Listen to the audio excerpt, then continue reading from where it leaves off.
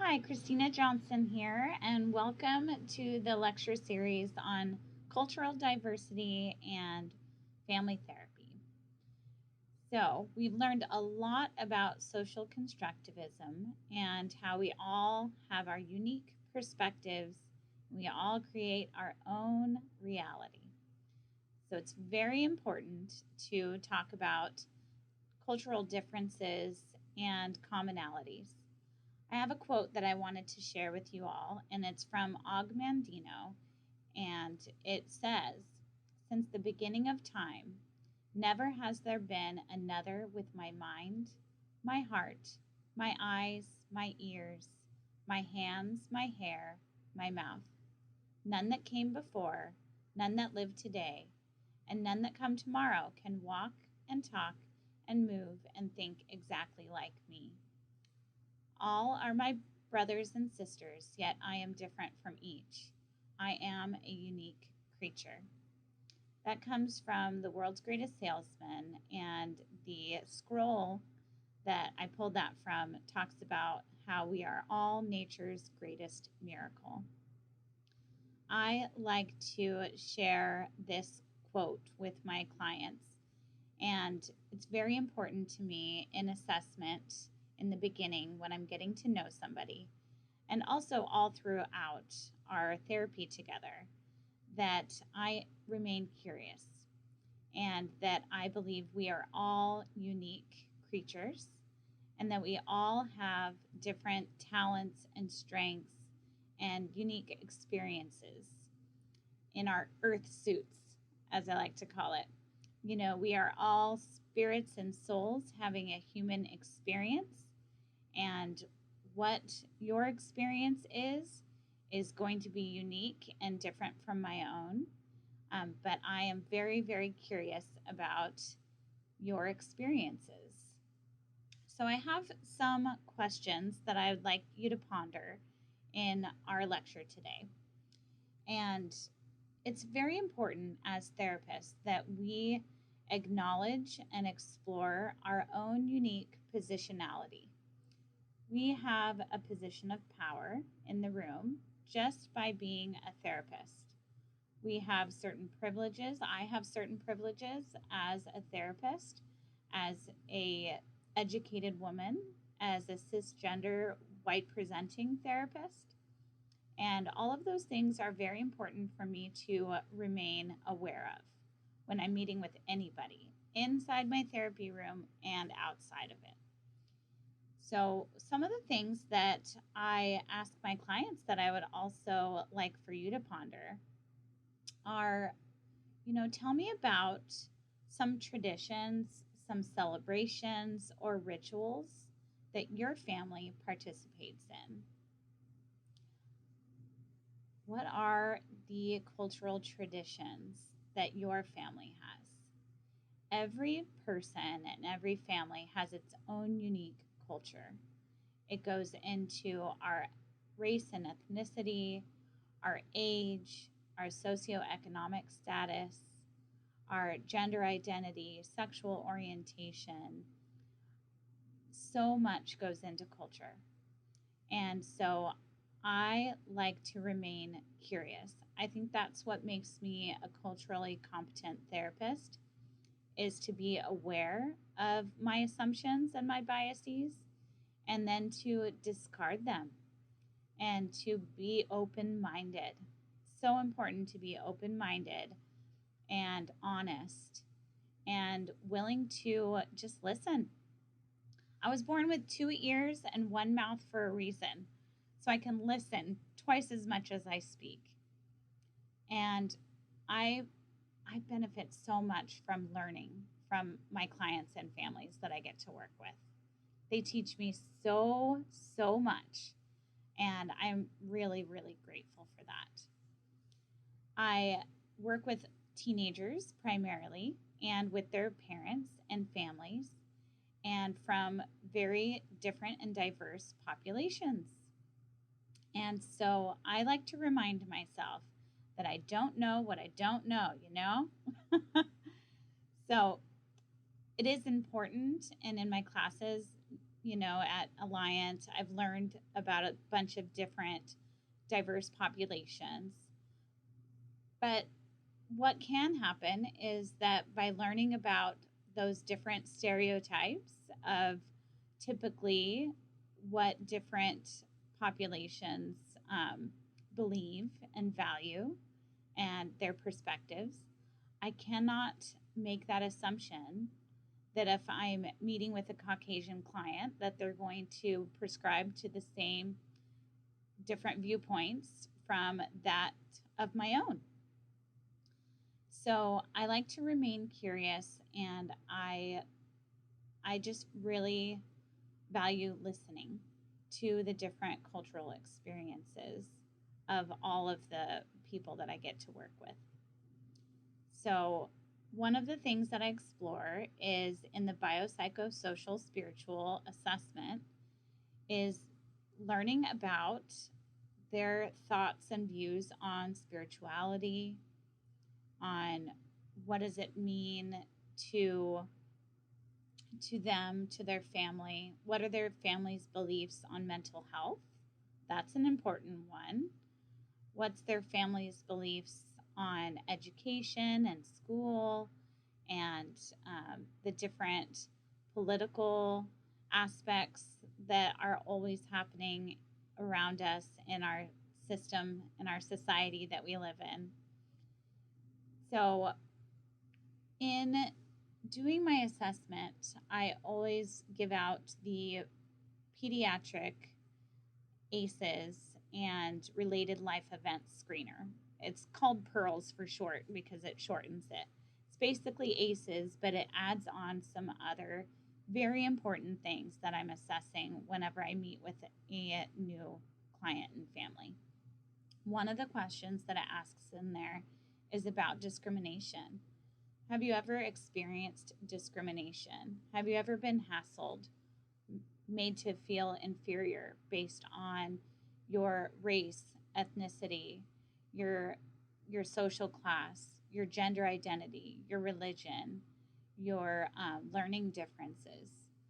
And I've been really, really educated a lot by my clients on their own unique experiences with discrimination.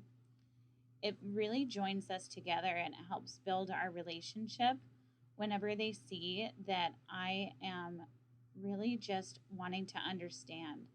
I seek to understand rather than to be understood. And that stance of curiosity and humility really goes a long way in therapy. We are in the holy month of Ramadan, and I have some clients that are Arab and Muslim, and the parents very much are observing the fasting that happens in this holy month. They've educated me so much about the importance of it and the benefits of it. And my 17-year-old client definitely experiences an acculturation gap between her family of origin and growing up in the United States in Southern California, and also has some health issues to where she wasn't able to fast in the beginning years whenever typically her older sisters started fasting and observing the holy month with their family. So this has brought up a lot of really intriguing conversations with my client and her parents about this holy month that we're in right now and the importance of fasting from sunrise until sunset, breaking the fast together, praying together as a family. It sounds so, so beautiful, and I just really have benefited from talking with them about how my client can honor and respect and observe those traditions with the family while also navigating her mental health and her physical health, as she has recently fainted at school and has some medical trauma with regarding to her heart. So I think that it's very important to always remain curious and humble, and for me to let them know that I have nothing but respect for their unique experiences. I love asking parents to reflect on when they were teenagers and to share with me what it was like when they were a teen. Some of the parents that I get to work with did not experience their teenage years here in the United States. So, learning from them what it was like in their country where they came from and how different maybe it was than their child is having it here in Southern California in Orange County. So, one of the questions that I had you ponder was about some of your own traditions, celebrations, rituals that your family has. I also want you to think about and kind of pause the video for a moment to ask yourself about any experiences with discrimination that you have had. Are there any ways that you've been treated poorly because of your ethnicity or race or values and beliefs? If so, in what ways were you treated poorly or hassled or made to feel inferior? What were some of the ways that you have experienced some discrimination in your life? It's important for us to be aware of our own unique experiences because we carry them with us, and they are going to impact how we interact with other people, clients and non-clients. What spiritual or religious beliefs are important to you and to your family? And how do they impact your day-to-day life? I think it's really important for us to know our spiritual beliefs and or religious beliefs and to remain curious of those of our clients. It shows up in the different measures that we have for strengths and resiliencies. And it can be something that's really, really useful in therapy. I have some clients that have shared with me their beliefs about spirituality, and those who have really leaned on prayer as a coping skill and as a strength. I have asked permission to pray with them. And we bring God into the room. We bring God into the conversation. And it's been really, really powerful. And so I think that it's important conversations that I've had with my agnostic identifying clients as well as to what are their beliefs about the universe and how we're created, how we, what's our purpose in life. Those are a lot of the kind of philosophical questions that are swirling around in the mind of especially teenagers when they're forming their identity.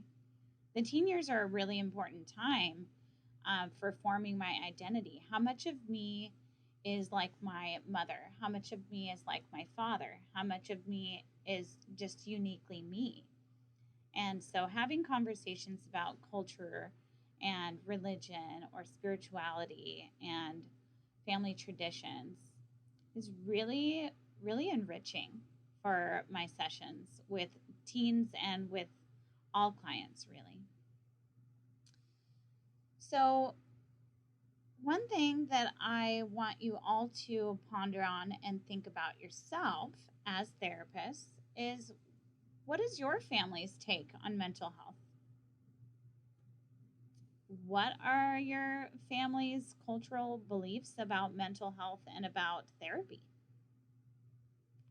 I've heard time and time again from different clients and families that, no, my dad doesn't believe in therapy, so good luck getting him to come in here. Or just like, my family isn't really supportive of me in my journey of recovery and mental health because they don't believe in mental health, I've heard it said. or they don't believe in my depression. They feel like I have it so much better than they ever had it. I have no reason to be depressed. I have no reason to be self-harming because they pulled themselves up from their bootstraps, and so I should be able to do the same. It's important for me to just remain curious and listening to what their experience is, because that can be an important thing for me to pay attention to in our therapy, is how they are feeling that sense of support and belonging in their own family system. They're only with me for 45 minutes once a week. Then they're with their family for the entire rest of the time. If I can provide some psychoeducation to the parents and to the family about mental health and about their child's struggles and strengths, then that's going to be all the more helpful to them whenever they leave my office and go out into the real world, as I call it. So I think that it's important to get uncomfortable when it comes to cultural diversity. I acknowledge my positionality in the room. I remain curious to what it's like for my client, what it's like for the family to come in here and to talk to me and to be really raw and real and vulnerable with someone that in the beginning, they don't know me. They have no idea who I am. I'm very much a transparent therapist. I'm an open book, so I feel comfortable sharing with them questions that they might have about my culture, about my spiritual beliefs. But I am careful to also acknowledge that my power that I hold in the room as a mental health professional, as the professional that they were seeking out help from. So I don't want to abuse that power, and I don't want to ever try to kind of recruit someone to share the same beliefs as me. I don't need to sway anybody. It's just more about understanding where they're coming from. So I want to end with a quote that it's hard to keep an open mind if you don't have an open heart. It's so important for me to have an open mind, and I do that by having an open heart. I create these loving, caring relationships with all of my clients, and they feel that, I feel that, they know that, hey, I'm a human, I'm going to make mistakes, but I want us to be able to feel safe and comfortable enough to talk about how we're experiencing our sessions together. So you don't have to agree with what people think to learn from how they think. So I'm going to repeat that again because it's another important quote. You don't have to agree with what people think to learn from how they think. And you don't have to share their identity to be curious about what shaped it. We all are nature's greatest miracles. So let's remain curious.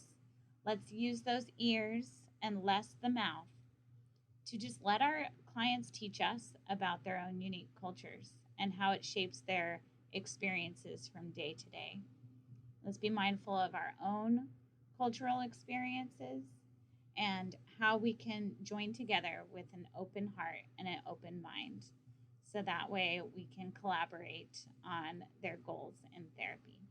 So I hope this was helpful to you and that it got you thinking about your own cultural stance, your own positionality, and how you can remain humble and open-minded with your clients. Thanks so much, and I'll see you next time.